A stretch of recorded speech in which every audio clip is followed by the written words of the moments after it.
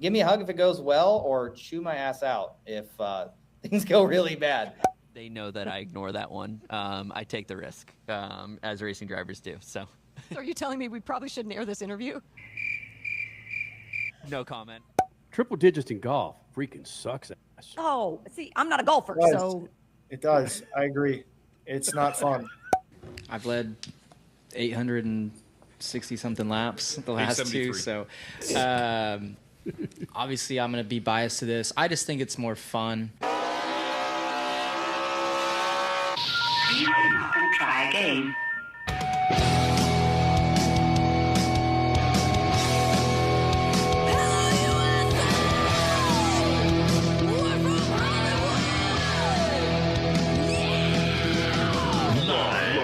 Freak Radio Network, broadcasting from the Lucas Oil Studios. Driven by General Tire. Rock on, baby! I am serious. Here's the Freaks. I was listening to, before we came live back to Freak Nation, Cole was talking about some stats, and I'm going to pull a stat up here, Cole, where Darlington and Bristol, and I said this in our break here, I don't want to spend another 12 minutes talking about how crappy Bristol was. Something has to be done. Look at the asses in the seats, or lack thereof. There's some smart folks out there that says, I'm not going to pay $75. I'm not going to pay my time to go see this freaking race. Here's another stat for you, Cole Cusimano and Freak Nation. Darlington and Bristol marked the first time the Cup Series has seen back-to-back races with 4 or fewer lead changes since 76 and 77. Oh. Yeah, that's rough. That's 2 races. That's hard. With 4 or fewer. Not good. This is racing, brah. I have a answer for that, actually. Okay. So after the race, Kyle Larson called this Bristol race a pure racing event. Do you agree with that? A lot of green flag racing, limited lead changes.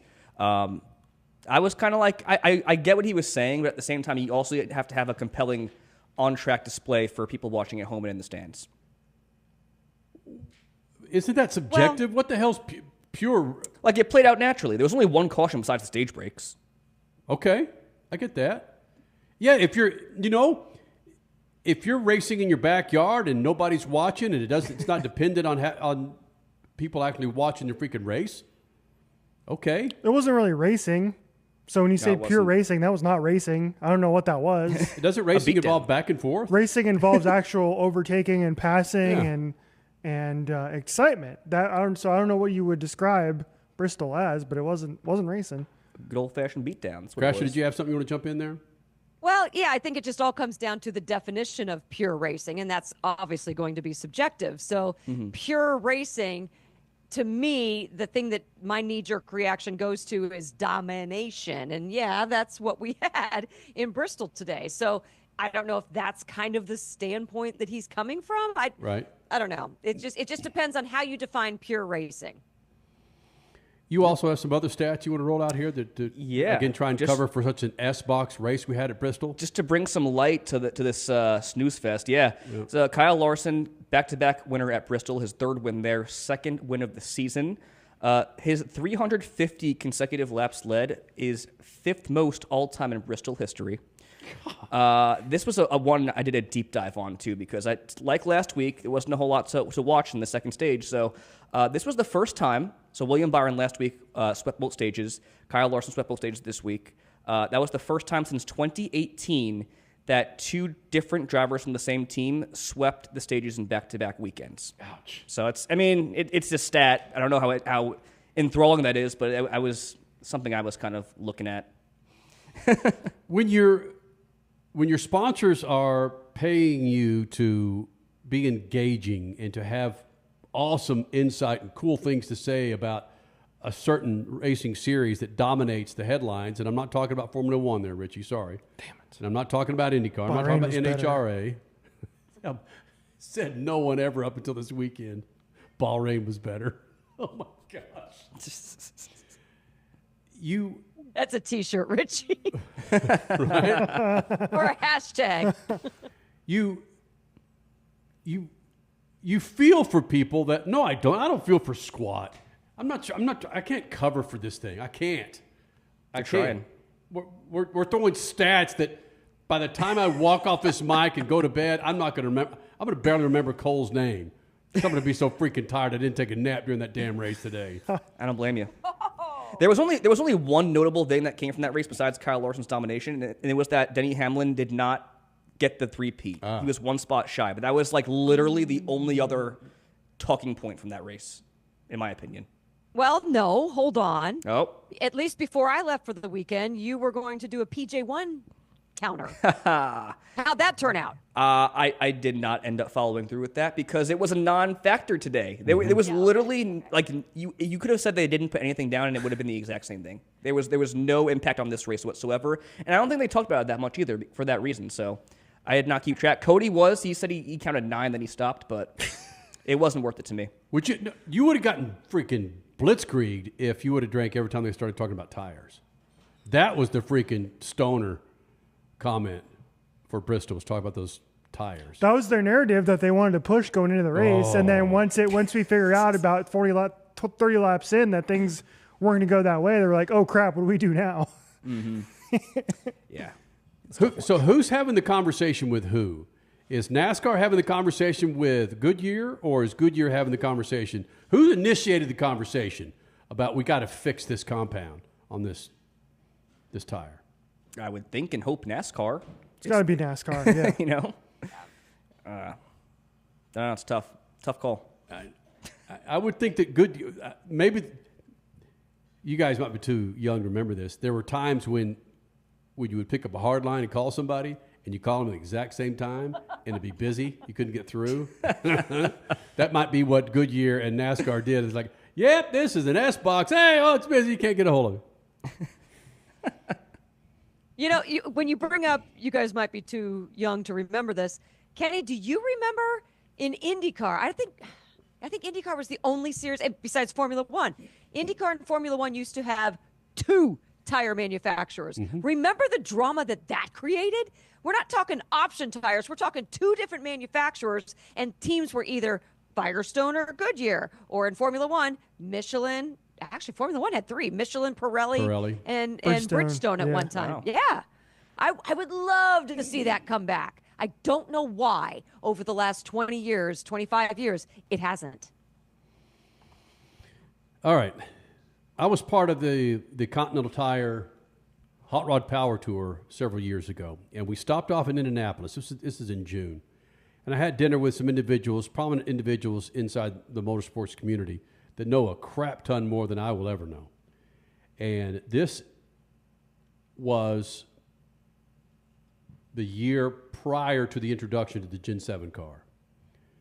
And what they were telling me about the Gen 7 car was, again, this is June of, so this would be the Gen 7 car was 2022, right? Mm-hmm. This was June of 2021, where, let's say 8 months after this, Gen 7 was going to be introduced. You would think they would have things figured out. They were so far from having things figured out with the Gen 7 car, where teams were getting parts and pieces of race cars that after 2 or 3 or 4 tries still weren't fitting, weren't meshing. There were issues with trying to get these parts made to a degree where they would have spare parts. There was so much red tape. And again, that was a little COVID related, though. I mean, because we are talking 2021, and finding parts and finding manufacturers for certain parts was kind of a deal. Okay, whatever, COVID or no COVID, it's when you introduce something as primary as a new car. We're not introducing a freaking tailpipe. We're introducing a freaking new car. You want to have plenty of runs and plenty of experimental time with this car, year or years. Crasher, the last update to the chassis of IndyCar? Yeah, that was a while ago, at least 10 years ago. Yeah. Are we working on 10, 11 years? I think it was 2012, was it? Ooh, serious? I think so. Well, aside from now that they're running hybrids. I mean, It was mid-season last year. A hybrid, Suave, that you remember they were testing out during points races. Yep. Wow. These are freaking billionaire white dudes running these series that, again, money doesn't buy you smarts. Certainly doesn't buy you time because of Crasher. It certainly doesn't buy you enough time to be able to test these parts out. And that's where we are after 3 freaking races. You heard what I dropped a few minutes ago, where this and Darlington, 1976, the last time you had back-to-back races where you had 4 or fewer freaking lead changes. Mm-hmm. Racing in its purest form, Freak Nation. I have no idea what the hell that means. That means domination. Domination. That's what that is. When your 11-year-old daughter is doing this,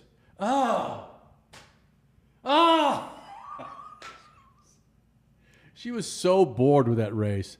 And then, real quick, I know we got a break here in about 45 seconds. You go to the TV guide, the guide on Hulu, you see how much time is left in the race, and the race is already over. Look! It's okay, honey. IndyCar is going to be better. Let's watch this. Fox. Let's watch this Kansas City-Portland MLS game. 4 minutes of stoppage time. More exciting. All right, Freak Nation. Tyler Reddick, love the guy. We caught up with him this week after what we thought was going to be a race win for Tyler Reddick at Darlington. Tyler Reddick joins us next. SpeedFreaks Pits and Lucas Oil Studios. Sir Kenny in a massive mullet. Oh, yeah. That's nice. Yeah. Oh, yeah. It was beautiful. Speed Freaks, Motorsports Radio, redefined. Speed Freaks, Motorsports Radio, redefined. Freak Nation, Tyler Reddick back in the Freak Nation. And Tyler, we've had this interview scheduled for about a week and a half. And coming out of Darlington, I thought, man, what a perfect time to get Reddick in here. He's leading the race. He's going to go on to win this damn thing. Oh, it's your fault. Okay, thanks. I guess. Yep. Have a good one, folks. Thanks for having me. Exactly. Nailed it. How do I get out of here? It's different than what I'm normally accustomed to. How do I find the leave button? Listen. You find it on the screen. Typically, there's like leave meeting. I can't find it. Instead of mullet, Jesus Christ. What have you learned to not, the old saying, not count your chickens before they hatch? Because I was certainly going, Tyler Reddick's got him an early season win. I was definitely not doing that in the race car. So, I don't know. I knew the 12 was really, really good.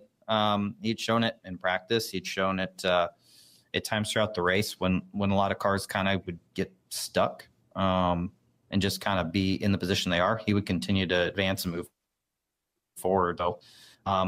We were keeping our eyes on it. I think we were obviously keeping our eyes on a lot of the cars that went further than we did, just tracking their progress back to us. And I mean, the first 10, 15 laps were very, very promising. The 12 may have made up some ground, but like the first car that ran it out further, like the 24 or the 11, and the 20 weren't really making the progress back that it was expected to. But obviously when the 12 found his way around those cars that he was racing for a position, that thing was unleashed, if you will. And here it came. It was half a second to 3/4 of a second every single lap. On a different level than anyone else in the field. Freak Nation, he's got himself 3 top 5s, I believe 4 top 10s. Tyler Reddick here in the Freak Nation. And when the Fox crew shows Michael Jordan on the box, watching you run these laps, you can kind of see him start to grimace like he knows that Blaney's coming. You got the greatest closer in the history of sports listening to what's going on. What's Tyler Reddick thinking at that time? How do I close this thing? Yeah, trying to run through those options, I was kind of boxed in, though. There were some cars around us that had fresher tires. Granted, they were running further down in the running order. But, a couple laps on tires at a place like Darlington can be enough to make one of those lesser cars just be fast enough to stay in front of you but not be able to pass them. And that's kind of the box I ended up in. It really couldn't do much to help improve the gap that I had to the 12. So I was just kind of riding and hoping that the cars around me were going to make a mistake. or just have enough left to fight off the 12. And I mean, the first attempt, if you will, worked.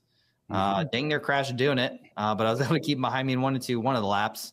And I don't know. I definitely would do it differently if I had another opportunity. In my head, I was like, man, I don't want to wreck and, finish 30th like I did in the spring last year. But I guess at the end of the day, if I got spun trying to block the 12, maybe at most I lose 2 or 3 spots. So I think I definitely would approach it a little bit differently now having it under my belt, being in that spot. Kenny wants to ask about Michael Jordan, some famous dude that's on your box, whatever. I want to know, because it's just been so curious to me, your dynamic with a fellow racer out there, Denny Hamlin, who just so happens to also be your team owner. What can you even explain? Can you even put into words what that's really like, racing your team owner, but he's on a different team? I think on the track, we race each other like, as if he's not my owner and I'm not his driver. I think, we don't let it get too out of hand, right? I think we both race each other respectfully, but hard. Off the racetrack, I feel like, even before being my team owner, he's a Toyota teammate. So that relationship is there too. So yeah, I feel like, any chance that we can get, if I'm in a spot to help or he's in a spot to help, it's nice having someone that, is a teammate, is an owner, that has the veteran experience that he does. When I have these thoughts or these questions in my head, it's nice to be able to go to someone with that experience, to give me honest feedback as an owner, feedback as a driver, feedback as a teammate. So it's been nice to have that. What is some of the greatest advice he has given you in these last couple of years? Speaking of Denny Hamlin. Yeah, I mean, I feel like this is what happens when I listen to his podcast. He doesn't want to trade secrets. That's what he called it this week. I'd love to talk to you about all those little things that have helped me. But, as one thing about this next gen car, all these little details used to be somewhat important, but wouldn't directly apply to anyone else in the field or to another team or another manufacturer. And just the way this next gen car is and how close everyone's getting, every little thing is just so important. So I'll just have to leave you guys up to speculation on what those would be. Of course you would. All okay, right. Then let me go down a different aisle.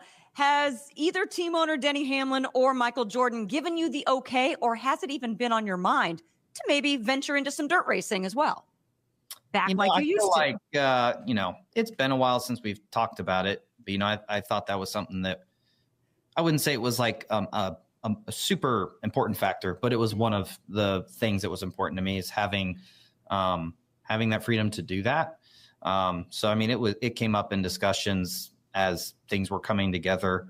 I've got the feeling, and from our conversations about it years ago, that as long as it doesn't take away from, competition related things that we have during the week, or take away from my commitments, like at the racetrack, that unless it's something absolutely crazy, I should be able to, have that freedom to do it. I've just found with this Cup schedule and everything that happens during the week, I just haven't really got to that point yet where I feel like I can pull myself away from the week in, week out routine, and go run a dirt race without really having the chance of negatively impacting our race weekend on the Cup side. So I feel like over time, I'm hoping that gets better. Maybe one of these times I just need to pick a weekend and see if it hurts us. It's kind of hard to judge, but we've seen other drivers be able to do it and not impact their performance. So it's definitely something that, I wouldn't say I go to bed thinking about it every night, but I do wonder, how would that look? How would that work? It's someday here soon. I've just got to pull the trigger on it and do it. You're leaving out somebody, and that's your wonderful wife, brother. You need to talk to that young woman about what the hell you're going to do outside of NASCAR, Skipjack. Yeah. If it was up to the boss lady, I would never get back in a 410 sprint car. That's for sure. Oh no. if I could find a way to pull it off, a great time to do is when she's busy with baby number 2. Right. I pretty much, I wouldn't be shocked to find some of my personal belongings in the garage when I got home. Oh, no. It's all about the trade-offs, you know? No, we just need to have a girls' weekend, and we'll say, ladies, it's going to be okay. Yeah, Let the boys go make some money. I'm pretty sure that if I was going to do that, she would want to be there to either, you know, give me a hug if it goes well, or chew my ass out if things go really bad. If I have a big spill, she'll probably be the first one to the car to cuss me out. Like, that was stupid. So I told you so. Tyler Reddick joining us here in the Freak Nation. One last thing before we get the hell out of here. Bristol, again, we need more passing. We need more action on the track. We saw Martinsville. We saw Darlington. What would Tyler Reddick do different for Bristol? Would you bring in an alternate tire to Bristol? Or short tracks in general. It's a short, I don't know. I think unless we really step outside the box of what we know, a new tire that's a little bit softer would just be a short-term solution. You know, I think until we get to a point where these tires wear out extensively and you really see, you know, disparity in lap time between one car and the next, it's going to be difficult. You know, this is year 4 of the next gen car. You know, some people have bounced from one team to the next, and just everybody's closed in on a lot of the same stuff on their cars. And you'll see it on Saturday in qualifying. You know, I would not be shocked if the spread from 1st to 20th is very, very close. I mean, it could, at some point here in the near future, we're going to be looking at a 10th from 1st to 20th. At some of these tracks we go to. And that's just, you know, everyone's has really gotten the most out of these cars, out of their setups. So I think to help combat that, I mean, you know, the tire's just going to have to get to a point where it you know, you're able to run a fast lap, but it wears out quick. And the handling and the balance of how some of these cars, the little details come to light quicker. So there's a lot to that. So it's not something that's going to happen overnight. And we continue on with that NASCAR theme. Another favorite of ours, love his personality. Austin Cindric, driving the number 2 Cup car for Penske. He joins us next. Speed Freaks, Motorsports Radio, redefined. Speed Freaks, Motorsports Radio, redefined.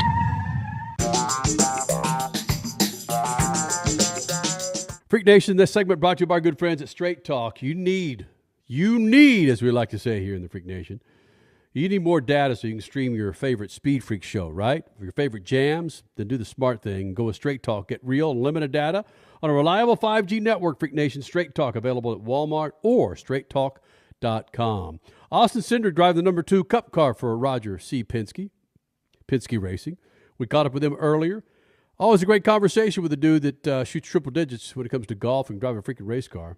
Austin Cindric now, SpeedFreaks Pits, Lucas Oil Studios.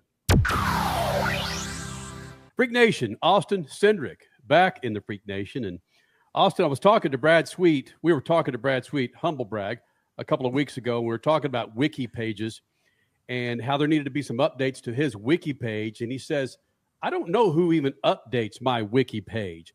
There are some updates that need to happen to Austin Cindric's wiki page. Oh, really? Do you update your wiki page, or does your PR person? That's a great question that I don't have the answer to. I can't tell you the last time I looked at my own Wikipedia. So I guess that tells you where my focus is, and it's not a whole lot on much about me because I already know everything about me.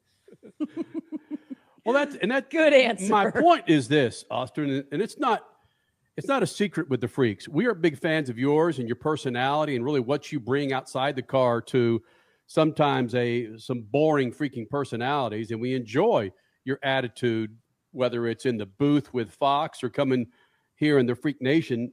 Bottom line is we need more Austin Cindric and what the hell you do outside the car. Well, that's the thing. That's where I'm going to start disagreeing with you. I don't feel like I'm that interesting outside of the car. I just only racing is me, man. I mean, you said it. I got the same background every time because I don't leave here much. I spend a lot of time at the shop, but I am playing golf later today. I'm not any good at it, so I don't think we want to talk about that. But it is fun to get outside when the weather's as nice as it's been. But otherwise, I've got some projects I've worked on. I've been doing some stuff around the house and landscaping and whatever. I did some edging in a flower bed. That was always satisfying to get that stuff done. But yeah, just race cars, really. That's all that's going to be interesting. Satisfying to get edging done. That's something that was not on my bingo card to come out of any driver's mouth in 2025. But hold on. It's Masters Week. Let's talk about this. I saw your teammates together at Augusta. Ryan Blaney, Scott McLaughlin. Where the heck were you? Clearly here working on, trying to win a race this weekend. They both also have races this weekend, so they're clearly confident, as they should be. They're both pretty good at what they do. But I appreciate good golf, and I've never seen like a professional golf. Do they call it a match game? Whatever. I don't watch golf. I play golf. I don't have a great interest in watching it. It's great to have on in the background, but I have great appreciation, great respect for those that are good at it, because my gosh, it's so hard. But it's a fun thing to do, and I guess I'll probably flick on the Masters, since it's on this weekend, but not a top priority. I'll probably be watching the lower series races at Bristol a lot closer than I will be watching the Masters. But you did say at one point, before we get off this golf conversation, you did say at one point that it was your goal to get under 100, and I thought you achieved that last year. No, I've gotten 101 twice. So we're going for double digits, and that second time was a couple weeks ago. Since the sun's been coming back out and I've been so cold outside, been starting to do a little more, going to the range a little more, and workshopping and working on my swing thoughts. So it's getting closer. Today could be the day. You never know. Is golf a way, though, for you to get out of the racing realm and to just kind of debrief your mind, to get away from sometimes the stress that can be motorsports? Well, I first started playing just because a lot of the people I spend a lot of time with, whether if it's my spotter, Doug Campbell, or some of my friends, everyone that I know seems to really be into golf. My dad is really into golf in his spare time. So I don't know, all these people that I care about and like spending time with, like playing golf. So it's a great way to spend time with people you like spending time with. I mean, playing golf with people you don't know or don't like isn't particularly a lot of fun, because it's about a 4-hour time commitment. And if you're just hanging out with people outside alone that you don't like, it's not worth it. But the one thing that I have figured out is when I first started playing, I'll be riding in the car and I can answer this email or do this or send this text. And I'd start to save things to do. I'd go play golf, and I got none of it done. So I've realized that it's a great way to completely disassociate. I'm of a generation that's exceptionally challenging to let go of this thing and not pay attention to your phone. And most of the time I play golf, I'm in a complete time warp. Austin Cindric joining us here in the Freak Nation, driving for Team Penske in the Cup Series, trying to get a consensus on the Gen Car, the tires in the Cup Series from all these drivers. You can never satisfy all the drivers. Half are always complaining, half are saying I love it. Where does Austin stand with, and I'm prefacing this by Martinsville, Darlington, and potentially Bristol to be another lead follow, not a lot of passing, not a lot of action for people watching on TV. Where does Austin stand on trying to devise something different with this car, bring in a different tire compound to provide better racing, not just for drivers, but for the fans that are watching these races? Yeah, I think to avoid being too political, I'm going to ask a question to answer yours. And it's funny because I had this conversation with another driver. If you just take everything away from the fact that we're racing a different chassis and body and aero configuration and tires and all that, if you were to put every Cup Series driver in an equally prepared Xfinity car, what would the race look like? Because the cars are a lot closer. There's a lot less that you differentiate, and it's way into execution and the human element, right? It's about total execution from pit crews. It's about total execution from the drivers and from the crew chiefs and the settings of the car. And that human element, when you are successful in this car, it's largely in part to the people involved, not just the car itself. Yeah, there's different things with the engine here and there, but and the body work, but that's what happens when everyone is in such a similar environment. Your ability to differentiate yourself is small, so the way you differentiate is by refining all the small details and being absolutely stellar on execution. I mean, that's how you find consistent performance.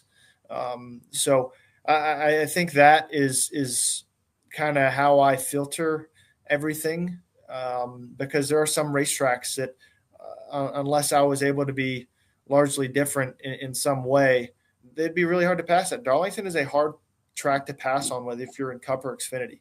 And if you're using Xfinity compared to the last generation car, like it's a super narrow racetrack. I mean, it's hard to do. If we have two working grooves, like that's about as good as it's going to get. In Martinsville, I feel the same way. Like we had two working grooves and rubber going down on the racetrack. Like there's only so much I feel like you can ask in that aspect. So then I think it's just how do you want to consume the races, and how do race fans want to appreciate their driver's success or lack thereof? Is it easier to find the issue or not? And do you want to know what the issue is or not? If your guy isn't doing well, do you want to know it's because he's not doing well, or is it easier to blame, the car or this or that? So it's an interesting conversation, but it's one that I don't spend a ton of time focusing on, even though it doesn't sound like it. But because my job is to fully maximize the opportunity, right? I love the challenge of being able to go out and work on the small details. That's where I feel like I am. That is a strength of mine. So knowing that is the game. I mean, I that's why I'm here. That's why I'm studying. That's why I come to the racetrack as prepared as I do every week, because that's where it matters. And those that work hard and do it week to week, that'll pay off. So I think I hear what you're saying, Austin Cindric, that Denny Hamlin and Christopher Bell are two of the most badass pilots in the 2025 Cup Series, given the fact that they've gotten multiple wins and they seem to have everything figured out. Yeah, I mean, I think those are two exceptionally good drivers you named off. I mean, they obviously drive for the same team, and I think there's a lot of things, when it comes to the cars and the execution. I mean, you look at that race. I mean, that race should have either been won by probably William Byron or Ryan Blaney at the end, and it came down to a pit stop and total execution. You put yourself in position, bam, race winner. Dominate the race the week before, regardless of anything else, and bam, you're a race winner. So, I think there's not just driver talent. I mean, you identify the cars by the drivers' names and the number, but the people. When I say the people, it's the total team, and the total teams matter, and those are two exceptionally strong race teams. All right, Austin, next time we have you in the Freak Nation, I want to see a trophy behind you that says 99, meaning you broke 100. How about that? The whole world will know when I get double digits on that scorecard. Because, I mean, Crasher, let's don't sugarcoat it. Triple digits in golf freaking sucks ass. Oh, see, I'm not a golfer, so. It does. I agree. It's not fun. It's hard to celebrate. Speed Freaks, Motorsports Radio, redefined. Speed Freaks, Motorsports Radio, redefined. Freak Nation, now through the end of April, you're going to have a shot at getting up to $80 back on a piece of prepaid card from our friends at General Tire. Buy 4 qualifying General Tires, and you can get up to $80 back. Want more information? Well, you know where to go. Go to GeneralTire.com. That's GeneralTire.com. The official tire of the Freak Nation, that is General Tire. Has Crasher crashed yet, or is she still with us? There she is. Hey, what's up? Did we just wake you up? No, I just read something on Instagram. A good friend of ours from Chevy I didn't even know this when she left the media center today, but she's leaving racing. So I'm kind of shocked. So, yeah, sorry. Just was caught up in that. Okay. Freak Nation, Crasher and yours truly have been doing Speed Freaks it'll be 25 years come June. We're celebrating our 25th anniversary all this year. Couldn't tell because we're just kind of, we just feel fortunate to be able to do this. Cole Cusimano is the latest addition here with Speed Freaks. Richard C. Suave has been with us for, it feels like about 30 years, Richie. It's only 11 now. Yeah. Yeah. You can keep track of how long I've been around because I've been around the same amount of time as your daughter. So. Attaboy. Good point. All right. And but Kenny still can't get your birthday right. That's correct. So no, his age. I know what his birthday is. Hello, Maybe. you can just do some math then. Hey, this conversation is more interesting than the Bristol race. So. All right, let's do this. Before we get into our discussion about our good friend Jon Edwards, let's drop Beat the Freaks. Did you get that done by any chance? Yeah. Oh, it's done. Come on. Did I get that done? Because Freak Nation, if you follow us on X, you know that typically we'll drop Friday or Saturday, unlike this week, and we dropped it Sunday morning. Sorry about that. Where you get a shot at winning a set of General Tires. We ask you to pick 3 drivers, and if your 3 drivers beat our 3 drivers in the final tally, then you'll take home a set of General Tires. What do we have for the results at Bristol there, Richard C. Suave? What do we have? Well, there it is for you. we have there? Cusimano. Yes, sir. Attaboy. That's Saving 3. Saved us. That's 3. Who's keeping track, though? Come on. The money stop, baby. Money stop. Come on. If you're watching us, you see what's going on here where Haas 23, 127 points to Cole Cusimano's buck 32.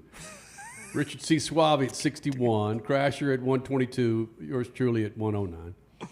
All right. Richie, who did you pick? I went with the bees, and I went with the bees, and the bees did not pay off. Okay. Bubba Busher and I think Byron. Yes, I think that's right. Oh, wow. Speaking of bees, doesn't our daughter have the birds and the bees conversation with health class this week in 5th grade? Oh, God. This is That's the too young. week. This is the week. 5th grade health class. Help us. So if we don't do horsepower hump day, now you will know why. Because think about it. She's coming home. That's an early release day. She's coming home, and we'll have just had that conversation, and then we're supposed to do horsepower hump day. Hump day! That's a whole meeting hump day. Oh, who's going to turn red quicker, Cole or Richie? Cole made the joke first. Okay, not me. It was simultaneous, honestly. Yeah, it was. Dirty ass mind, you freaking. What are you guys? You guys are millennials, right? Are you millennial or Gen We Z? are. Yeah. Oh, by the way, Henley, our daughter, 11-year-old daughter's generation. I think they said Generation Alpha. It's weird. So we're starting over again? I don't know, Crash. Where are we going with this thing? Anyway, congratulations, Cole, for saving our ass again when it came to Beat the Freaks. No problem. Attaboy. Now, as I was started off this segment, 25 years of Speed Freaks, we've come across many, many individuals in the motorsports business, from PR folks to presidents of series to driver. I could go on and on and on. But one individual that was a stalwart part of these 25 years, his name is Jon Edwards. And if you've been following NASCAR over the last 6 or 7 days, you've seen a number of salutes to Jon Edwards. Jon Edwards was the PR person, and much more than just the PR person, for Jeff Gordon and Kyle Larson. He has been integral in a lot of people's lives in NASCAR over the last 25 years or so. He died this past week, and Richie, this little inside baseball, Richie shared the text with us, and it was, as soon as I saw that Crasher, I know where you were, you know where I was. It was just, speaking simultaneously, it was like, oh no, and then oh no. And we found out that Jon Edwards passed. And Crasher, you saw Jon Edwards at Martinsville. We saw him, we all saw him at Phoenix when he brought us Kyle Larson. Mm-hmm. And when you see the outpour from people in the business, I've never seen anything like this. I haven't either. It's never. insane. You know, Shav Glick was an extraordinary motorsports writer for the LA Times that was just synonymous with motorsports, not just out of Southern California, but throughout the country. Louis Brewster, same thing out of Southern California. David Poole, who covered it for one of the Charlotte newspapers. When those guys passed, a lot of outpouring, a lot of people sending their thoughts. But this one has been crazy, the lives that he's touched. I mean, when I found out about it, I was in complete shock and disbelief. I was misty-eyed for a while at working at Amici, and I'm not really an emotional guy, but Jon, he was, I think, the standard for professionalism, public relations, and he was just a world-class individual. He made it a point to establish a connection with everybody he crossed paths with, and I think that's why you saw that much outpour on social media. But I think what stuck out to me the most was that no journalist, no outlet, no person was more important than the other. And in a profession where it's very easy to be selective, or it's pretty common in that regard, actually, he gave everybody an equal opportunity, treated everybody equally.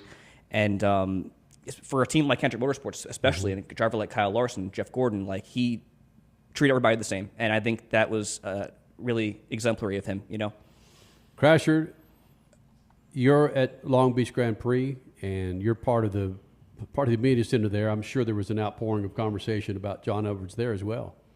Oh, without question. Everybody bringing up stories and lots of laughs, but still a ton of shock. He's only 6 months older than me. I believe his birthday is technically this coming up week. It's just shock.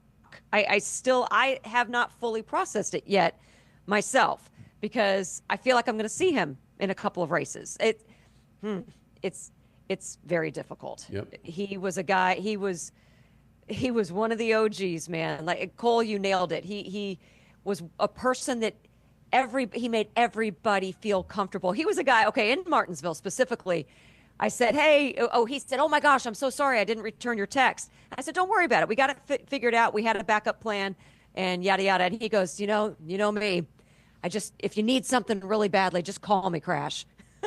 And I'm like, how many people say that these days? Nobody talks anymore. They just text. But Jon was one of those guys. He's like, no, call me. If you need something, I will get it for you. But I have too many texts to filter through. Call me. Old school. And, Jon and SpeedFreaks, we didn't get off on the right foot when SpeedFreaks started 25 years ago. I think it was the next year, because we were extremely edgy out of the gate. But once he saw us, we had an interview with Jeff Gordon and Wolfgang Puck together at Fontana, California Speedway. And once he saw how personable we could be in interviews, I just remember, Kenny, he gave you a look like, oh, hey, we can do this. This is good. We got this. And from that point on, anytime we needed something, he was there. Hendrick brought him back. Team Hendrick brought him back after he was gone for a while, and I think he was doing some work with Fox. Brought him back for the resurgence of Kyle Larson. You couldn't have gotten a better guy to do that. And then he just overhauled all of Hendrick Public Relations. He was the director of it all. Richie, let's end the show with Jeff Gordon talking about Jon Edwards. I mean, worked with Jon for a long, long time, but he just had, and I think, honestly, I feel like, and Jon would probably want this to be a broader discussion about just what PR folks do, the dedication that they have, commitment, and this balance they have of connecting a team or a driver with the media, with the fans, with the sponsors, and also allowing them to stay focused on their job, and he was the best, and I get to work with the best, and so did Kyle, and now I think others that he's mentored will get to carry that on, and today we get to carry it on with a win. But I mean, he loved to travel, and he loved to consume and consume life, it's just, I've really enjoyed this week talking to some folks, that I haven't talked to in many years. And Jon just, had friends from all different walks of life and loved all forms of motorsports.